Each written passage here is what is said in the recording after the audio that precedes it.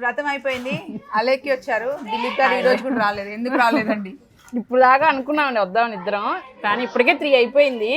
ఇంకా ఆయన కుదరట్లేదని నేను వచ్చేసాను. ఇంకా అది యాక్చువల్లీ ఆ రోజే రావాల్సింది, మొన్న పెళ్లి రోజున. ఇంకా నెల్లూరు ఓపెనింగ్ లో మీరు వస్తారా అని అనుకున్నాను.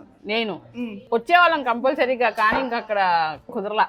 కానీ అంత బాగా జరిగింది. మేము అప్డేట్ చేసేస్తూనే ఉన్నాం కదా ఎప్పటికప్పుడు. పాపం అలేకే కూడా నైట్ అంతా జర్నీ చేసి అలసిపోయి తెలిసిపోతుంది.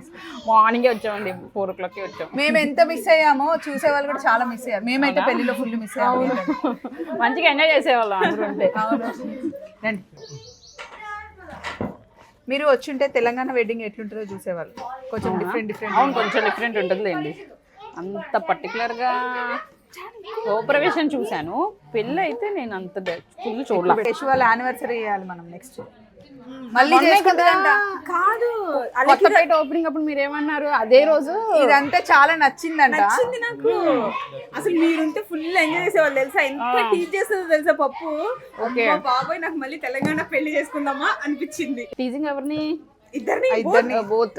అసలు మీరు వీడియోస్ ఫుల్, మేమైతే అసలు ఫుల్ ఎంజాయ్ చేసాం. ప్రసు నిన్న లోపలికి వచ్చేటప్పుడు ఎవరెవరు వచ్చారు అది మామూలుగా అడుగుతారులేండి, మామూలుగా పెళ్ళి అడుగుతారు. నన్ను అడగలేదుగా. చూసారా ప్రసన్నని? అసలు ఫుల్ పాటలు పాడింది, డాన్స్ చేసింది.